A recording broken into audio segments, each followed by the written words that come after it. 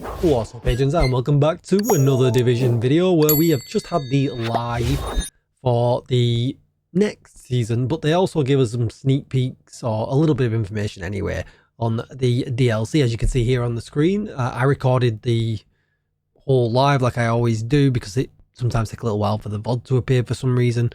But we're going to skip through it a little bit because there will be the patch notes released anytime now, I'm guessing. So there'll be a whole video for that as well, and I really want to kind of avoid duplicate information.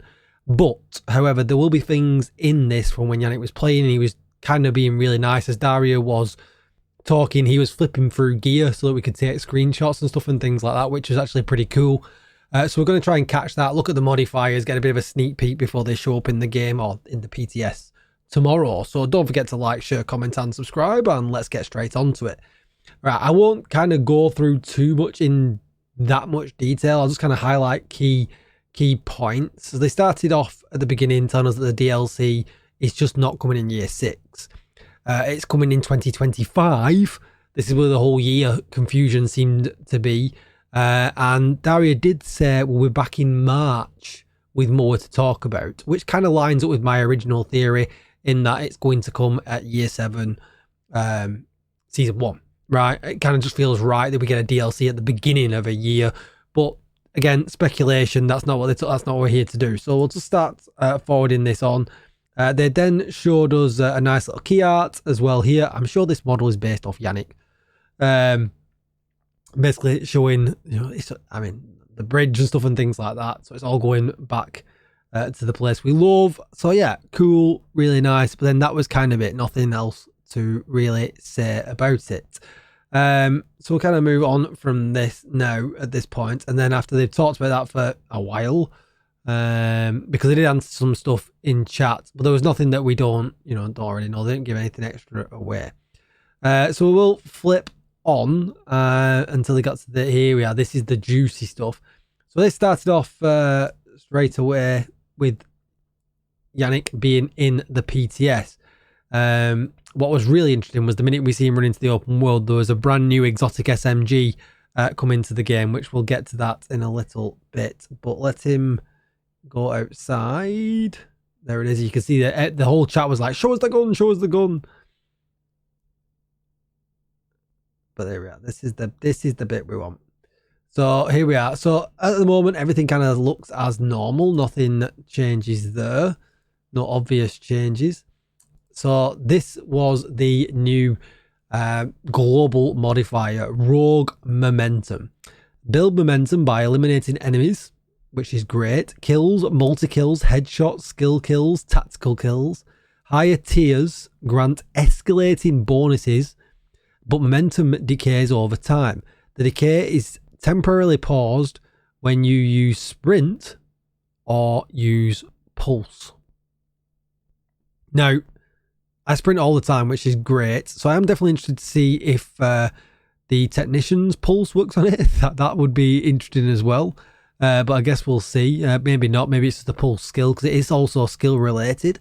But it feels like it's like Striker's 10.0. Like it feels like it's like a huge, just basically everyone's getting Strikers always on. Which I'm not going to lie, actually feels like this actually could be pretty good in comparison to last season anyway. So the bonuses calculated is what the first bonus is called, 1 to 25%. You get 5% weapon and skill damage. All right, cool. But then 26 to 50%, you get 10% weapon and skill damage. But then you also get 10% movement speed and 5% reload speed. Then for Ruthless, you get 15% weapon and skill damage, 15% movement speed and 10% reload speed, but then 15% rate of fire. If you get up into the Savage category, you get 20% weapon and skill damage, 20% movement speed, 15% reload speed, and 20% rate of fire. And then it gets crazy at the end. From 96 to 100%, you get 20% weapon and skill damage, 20% movement speed, 20% reload speed, 25% rate of fire, and a skill overcharge. Which is wild, considering that you could probably just run an all-red build, right? And be doing a lot of damage with skills at the same time. Now, it says here, the blacklisted enemies. So random enemies marked during combat provide bonus momentum and 10% weapon handling and critical hit chance when killed. Taking damage from blacklisted enemies slows down momentum gains by 50% for 5 seconds. And I do wonder if that will apply to shield, or if it'll work like bonus, like vigilance, I guess, with the shield, is that it won't count if it, it might count if we'll lose Vigi in that, in the same way we would lose this blacklisted buff. That would suck if that's the case, but I guess we'll see. Let's hope it works like Vigi and we don't lose it when it hits a shield. Or we don't get the negative effect, is probably the better way to put it. So let's just move on to what he showed us next. Because he showed us the active modifiers. Right, I say active modifiers. This was the first massive quality of life increase that I saw. Only one active modifier. One enemy modifier. There was far too many before. It was far too hard having to track out which one had the snake above the head, which had the clam, what the clam did, what all the rest of it. So only having one hostile modifier, way better. And it's quite nice in the fact that the hostile modifier actually changes as the season progresses. So as we technically should be getting stronger by working our way through the season, the enemies will also get stronger with us. Don't put the work in at the beginning and you're probably going to have a tougher time at the end. So I do kind of like that they've done it, as you can see here, chapter 3, chapter 4, chapter 5 onwards. The chapter thing confuses me a little bit. What are chapters? They didn't mention it and I've literally only just picked up on it. Is that just what it's called? As you push through season chapters. Oh, hang on. Maybe it's only to do with yourself. Right, because in seasons we have our own chapters. Oh, that's interesting. How is that going to work in a group mentality? That is interesting because it's been buggy with the groups this season, so that will be interesting next season. But as you can see, they get rate of fire, they get movement speed, and they get health and armor regen. I'd have loved it if we got that. That would have been really good. Obviously, we got rate of fire. And we got movement speed, but man, it would have been so good if we got the health and armor regen as well. But as you can see there, it goes from 10, 20 to 30 for the rate of fire, then from 10, 15, 20 for the movement speed, and then the armor regen goes from 10, 15 to 20 as well. So yeah, pretty good, and I don't feel like that will be too much of an issue for us to deal with, to be perfectly honest. Then the passive modifiers, we've got Overdrive. Instantly max out your rogue momentum and receive powerful combat bonuses. After the overdrive ends, your momentum gain is temporarily reduced. But the bonuses are 30% weapon damage, 30% skill damage, 30% rate of fire, and unlimited ammo supply. That's crazy. After overdrive ends, momentum gains are reduced 50% by 30 seconds. I kind of probably understand why. Let's look at the next one. There we go. So the next one here as well. So increases all equipped passive modifier bonuses for a limited time.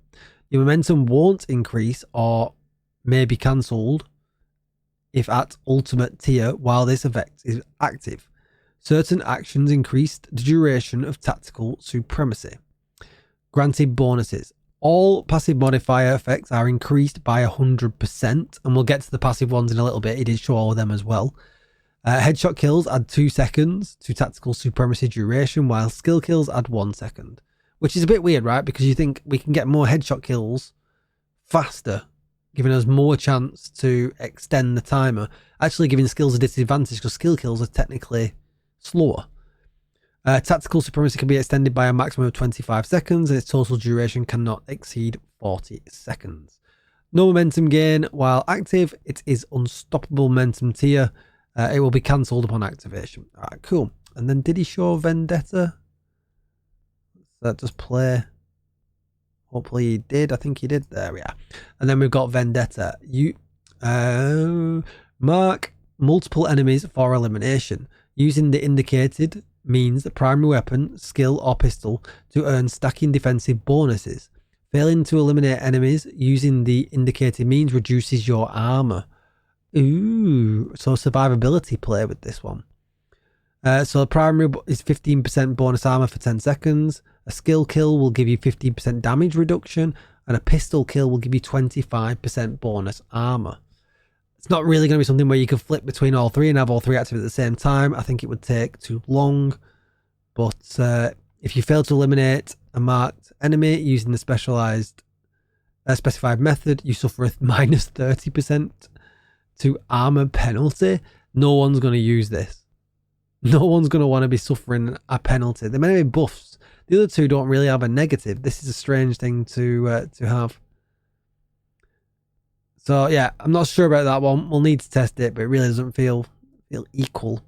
All right, so this is where we're going to flip through this nice and slowly, because he did flip through these pretty fast. But let's start there. So aggressive drone increases striker drone damage by 15% and reduces its duration by 20. Pretty straightforward. That's nice. They did say all these are skill based because the modifiers are meant for skill builds, but to be honest, I feel like they're meant for you to run all red builds pretty much. Get yourself a lot of extra gun damage and pretty much probably feel like you've got 6 skill tiers on at the same time, but maybe that's just me overthinking it.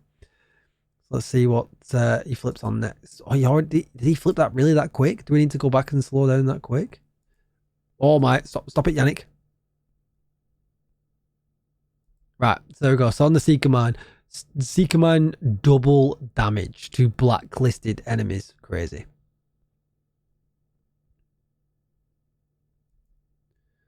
Critical hits have 50% chance to grant 1% momentum. What's critical recovery? Critical hits restore 0.15% of your maximum armor.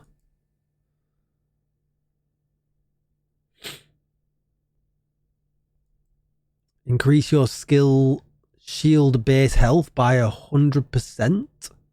Alright. Interesting. Yeah, that's interesting for shields for sure. The decoy skill emits a bright flash when destroyed or deactivated, blinding up to 2 enemies targeting it. Receive 5% bonus momentum for every affected hostile. Range 40 meters. There's a lot of new things in here, and the same goes with the exotics afterwards. There's a lot of effects and things like this where, you know, enemies being blinded and stuff like in this kind of way we've never had in the game before. Kills with skills, double momentum gain. That's probably one you're just always going to have on. I feel like the striker drone's going to be always on me. Up to 4 enemies affected by pulse now receive burn status effect. You gain 5% bonus momentum for every effective hostile. Holy moly. That's giving me an idea for a build already. Actually pretty wild. Then we've got heals 4% of your maximum armor when your shield takes damage. Oh man, we're going to have shields out. Enemies scanned with the pulse have a 25% chance to receive a blacklist mark. I do wonder if tactical pulse will work on linked laser pointer.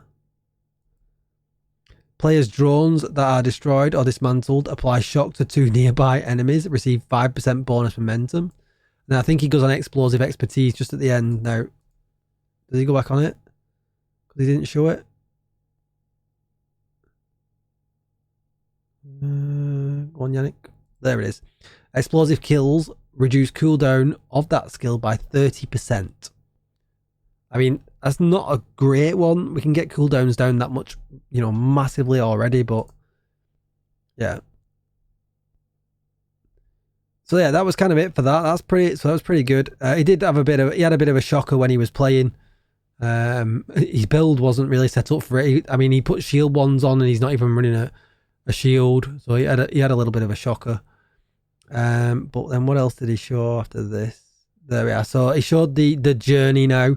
So the first 2 of the parts of the journey are now optional because obviously this was meant for a seasonal character, you know, level 1 to 10, level 20 to 30 or whatever. And then so from the journey level 3 all the way up to the end is where you can just do it direct. You know, the first 2 are optional. All of the unlocks are now going to be in here. You don't have to do priority objective to unlock any of the modifiers anymore, active or passive. They're all going to be in the journey. That was kind of the takeaway from it. It doesn't sound like they've made too many changes here when you kind of look at it. You know, achieve double kills, eliminate elite hostiles. It's very similar to what we did last season, but I think you know, provide momentum, decay, eliminate blacklisted hostiles. You know, I think running with this modifier is probably going to feel all right, right? I think it seems like this might be a decent modifier to have on, unlike the one we've currently got this season, which, in all honesty, wasn't the best. Definitely wasn't to my liking. I can't even remember the last time that I turned it on. So he did kind of run out for a bit, and this was the, you know, he did show the gun. He said it wouldn't be great in this condition, and there's an obvious reason why when he shows it later. It's definitely an SMG that you should be running with a shield. And at this point, I think he gets himself more down. Yeah, he's on the way out, and he is not yet gone. So yeah, that was that. But then he does, once he clears it and goes back, he did show us. So this is where he got interesting. He showed us the gear.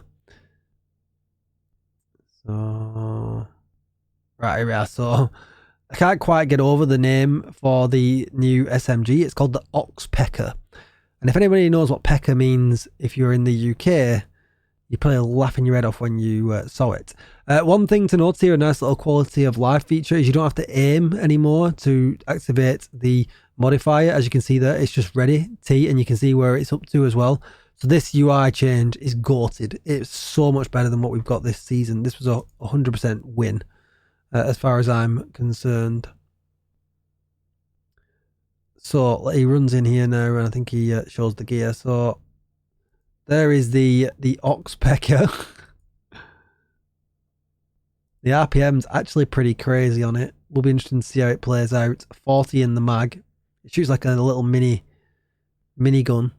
But it says, while having a shield deployed, lose shield health at a rate of 10% per second. Your shield receives repairs of 25% of the damage dealt by this weapon. I think that could be pretty good, especially with shield expertise playing into this as well. And this SMG could actually be a top tier contender. I'd have to have a look at the stats for it, but this feels and sounds like this actually might be a usable exotic. Just you know, kind of looking at it. It then showed us the Exodus gloves, which make us feel like we're going to be a hunter. On armor break, drop a smoke bomb at your feet, concealing you from enemies for 3 seconds, which is crazy. They did say that it has a different effect in PvP, so we are going to have to wait till the patch notes come out to see that. And then there was this backpack, which definitely reminded me, if you look at this backpack here, if you notice it's moving, definitely reminded me more of something of the quality that the Chinese people get in their game with their apparel. This kind of moving around and stuff and things like that. And it does go to show that we can have things like this. Unfortunately, I'm not so sure that the combat medic talent on here is something that I would ever run. 50% revive speed, I suppose, is kind of nice if we got some really hard content and we needed that. You know, you can imagine when the incursion came out or when the raids came out, this kind of thing would have been super useful.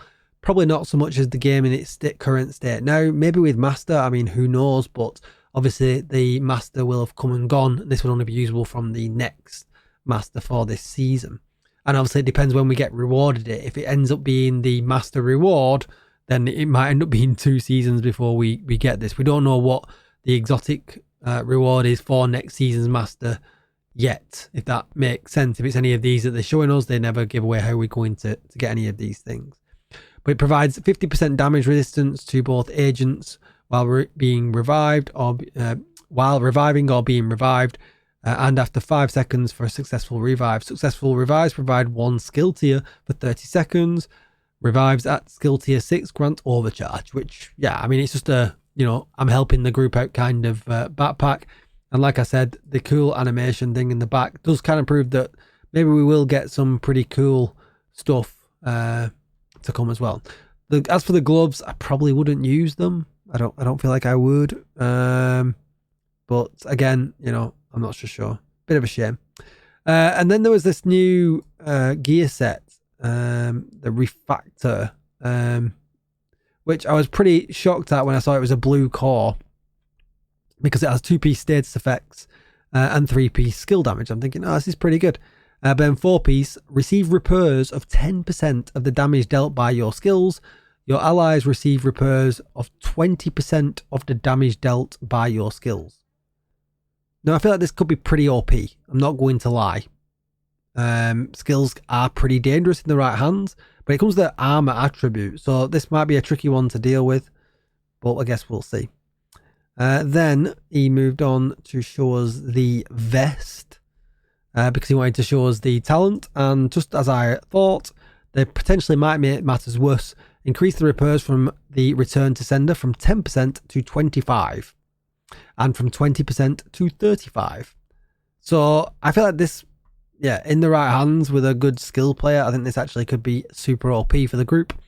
But I guess we will see. And let's move on. What else they showed us? Then there was the massive reveal, and I think I was the first person in chat to notice it. They've upped stash. There was a requirement that you have to have, I can't remember what it was exactly, the ultimate version of the game, so it came with the year 1 pass and something else. Maybe we could kind of listen to this bit. Let's just see, just so I can get the that right.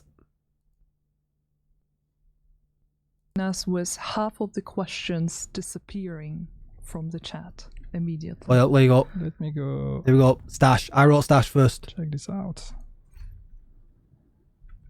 And then you can see the stash. Did you notice anything different? I was well in there. The minute they said and they went back to the base, I knew it. I knew it. Yes. All right. Yes. Yes. So let's see what he this says. Season, we are going to introduce extra stash space. So that's 100 extra slots. There is a condition though, just to be clear. Here we go. It's not a straight out buff we give to everyone. We're distributing it based on ownership. So if you own Warlords of New York, you're gonna get 50 extra stash space. And if you own the year 1 pass, the one that was available at launch for this. So year 1 pass and the Warlords of New York. He's already got 350 things in his stash and it needed it. So that was that. And then after that, they showed the Burden of Truth, which is what the new season's going to be called. Scouts are staying the same by the looks of it. This was the current master. So the master that's coming out a week on Tuesday, this is going to be the boss. But they didn't give us any of the details about it. They showed us the shiny monkey gear, which is perfect. Energize, skill based again. If I flip back, did they show us? I'm sure they did. You can see here skill duration, skill efficiency, and repair skills. So this actually might be pretty useful set, but I guess we'll see. Perfect Energize was coming in. There was also some grease monkey, get it, grease, for some status effects on the knees. So skill duration, skill efficiency, and status effects. These knees are probably going to be goated for status effects builds. Yes, and they did show us very quickly. I think these two, the Fal and the Rusty here, had the same new perfect talent on. People were asking in chat and why Dario was talking. He did kind of scroll it and show us. But there you go. Perfect pressure point is on this one. Amplifies weapon damage by 15% to enemies under status effects. So yeah, I'm not sure how good that is going to be. But yeah, I'm not sure. I'm not sure. My brain is ticking with it a little bit, especially with the seasons, modifiers, and things like that. There was one that, lights the enemies on fire. So it might be good, but there's obviously, as always, they've released, an assault rifle and an LMG version. They usually release a couple of different versions of the perfect ones nowadays. And that was kind of it. They did a bit of a Q&A at the end. There was nothing really, nothing that came out of it to really talk about. They did mention that the Lexington is going to be nerfed 1.1%. So that's one thing to think about. And there was one other thing I wanted to kind of grab. Let me just grab it before I end the video. And then there was a couple of other things they mentioned at the end. There's a Valentine's event coming next week. They said there's a lot of little events coming as well during this season to try and keep it a bit more busier. They did mention that there's going to be a new way of getting a Lexington again. So if you missed out this time, you'll get it again. I'm trying to wrap this up though now. It's going on a little bit. But they also mentioned that the Kenley College fix is coming at some point in the next season. They know what people are doing. It was a very serious answer from Dario. I feel like we might get a ban wave. I mean, we've been told before not to do things like that, and people have just gone from doing it in Anderson or wherever else to doing it in Kenley College, and I kind of feel like something bad might come of that. But anyway, who knows? That's just me guessing. But that's going to be it, really. There wasn't really much else they talked about. I am going to jump into the PTS as soon as it's got live, so expect a ton of videos, and expect another video a little bit later tonight when we get the patch notes up as well. I'll do a bit of a rundown of them just off initial thoughts, but I'll save the math until the PTS actually goes live, because normally they change things around a little bit, so there's no point doing it a million times over. Anyway, that's going to be it for the video. This one has been way too long. Don't forget to like, share, comment and subscribe, and let me know what you liked. See you in the next one. Bye bye.